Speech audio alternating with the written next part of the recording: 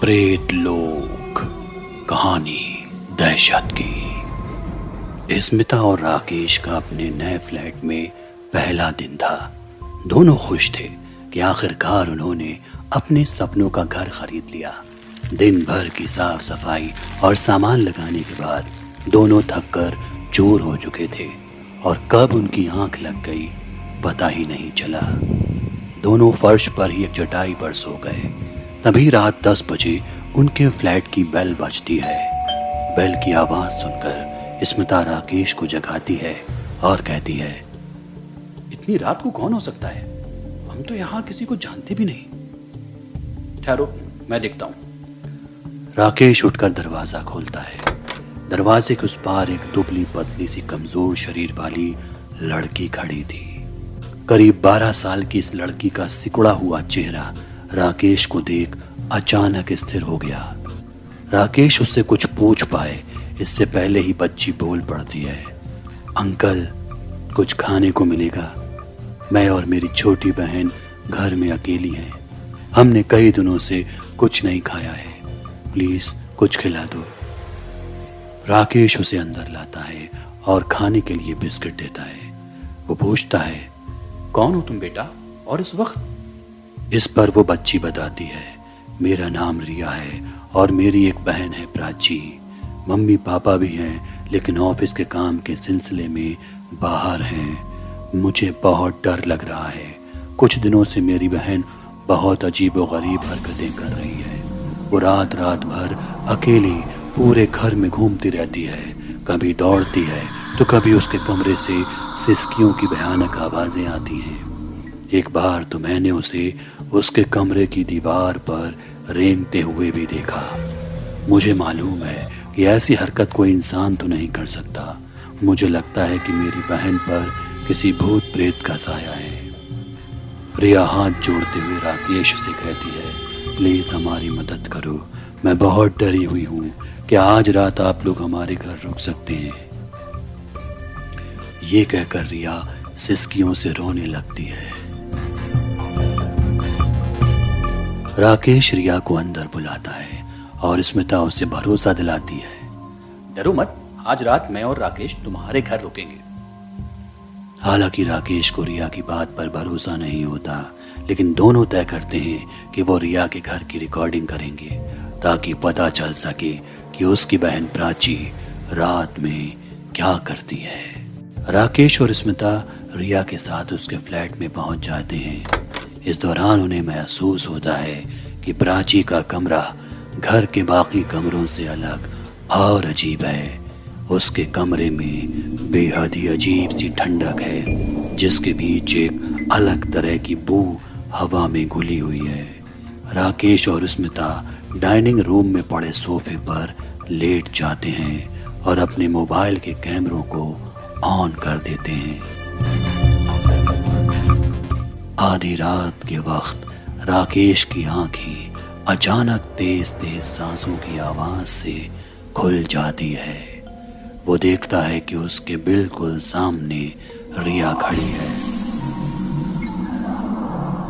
जो उसे और स्मिता को एकटक घूरे जा रही है। एक अलग सी अजीब सी नजरों के साथ रिया का दाहिना होंठ लटका हुआ था, मानो वो बेसुध हो। इस पर राकेश तुरंत चिल्लाते हुए पूछता है, रिया यहाँ क्या कर रही हो? रिया राकेश की आंखों में देखती है, चेहरे पर बिना किसी हाव भाव दिए जवाब देती है, कुछ नहीं, बस आप दोनों को देखने आई थी, और कमरे से चली जाती है। राकेश अपनी नजरों के सामने यह मंजर देख बुरी तरह घबरा जाता है। उसके माथे पर चमकता पसीना अंधेरे में भी साफ दिखाई दे रहा था। जैसे तैसे वो दोबारा बिस्तर पर लेटकर सोने की नाकाम कोशिश में लग जाता है कि तभी कमरे के बाहर से किसी के घसीटने की आवाज आती है।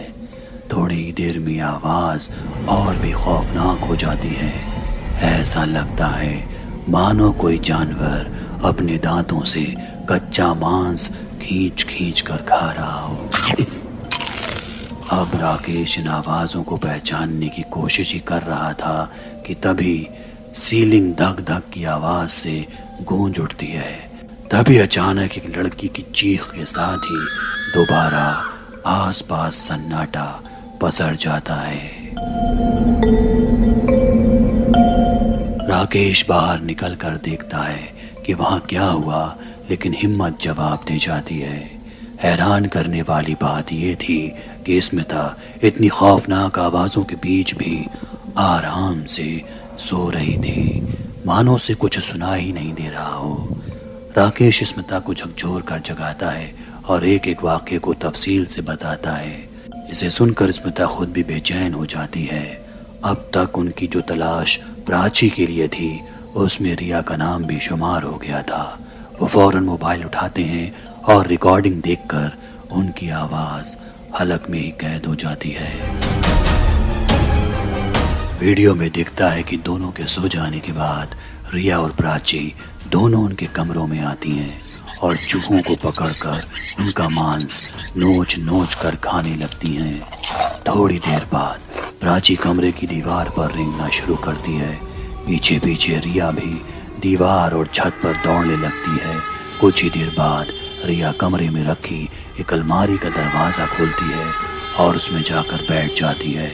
पीछे से प्राची भी उसी अलमारी में बैठकर दरवाजे को बंद कर लेती है। इन सारे खौफनाक मंजरों के चश्मदीद स्मिता और राकेश बुरी तरह से घबरा जाते हैं। उन्होंने आज से पहले कभी ऐसा कुछ अनुभव नहीं किया था। वो जैसे तैसे हिम्मत जुटाकर उसी अलमारी के करीब पहुंचते हैं और दरवाजे को खोलते हैं। अलमारी के अंदर का मंजर बेचैन कर देने वाला था। जगह जगह काले मांस के टुकड़े पड़े थे जिन पर कीड़े रेंग रहे थे। अलमारी के अंदर बिल्कुल ठंडक थी। स्मिता और राकेश रिया और प्राची के कमरे की तरफ दौड़ते हैं, लेकिन दोनों ही अपने कमरों से गायब थी। पूरे घर में कोई नहीं था। दोनों के जहन में बस अब एक ही सवाल था कि आखिर यहाँ हुआ क्या। सुबह हो चुकी थी। राकेश और स्मिता अपने फ्लैट में लौट आते हैं। करीब 1 घंटे बाद फिर बेल बजती है। राकेश दरवाजा खोलता है तो सामने ब्रोकर उस्मान खड़ा था। कैसे हैं सर जी? कैसी गुजरी रात? सब खैरियत तो है? उस्मान की बात को बीच में रोकते हुए राकेश ने सवाल किया। ये बगल वाले फ्लैट में कौन रहता है? अरे उसमें अब कोई नहीं रहता। करीब 4 सालों से खाली पड़ा है, बिकता भी नहीं है। बिकता नहीं है? क्यों? अरे इसके मालिक अब इस दुनिया में नहीं है। और उस्मान जो कहानी सुनाता है उससे राकेश हैरत में पड़ जाता है। दरअसल 2 बच्चियां होने की वजह से घर का मालिक अपनी पत्नी को बहुत मारता पीटता था। रोज रोज की लड़ाई झगड़ों से तंग आकर एक दिन उसकी पत्नी घर छोड़कर चली गई और बाप नशे में धुत रहने लगा। उसका मानना था कि इन लड़कियों की वजह से ही उसका घर बर्बाद हुआ। कई दिनों तक बच्चियों को फ्लैट में बंद करके चला जाता। बेचारी भूखी प्यासी कमरों में बंद रहती और चूहों को खा खा कर अपना पेट भरती। एक दिन वो बच्चियों को फ्लैट में बंद करके चला गया और शराब के नशे में एक ट्रक के नीचे आ गया और फिर कभी वापस नहीं लौटा।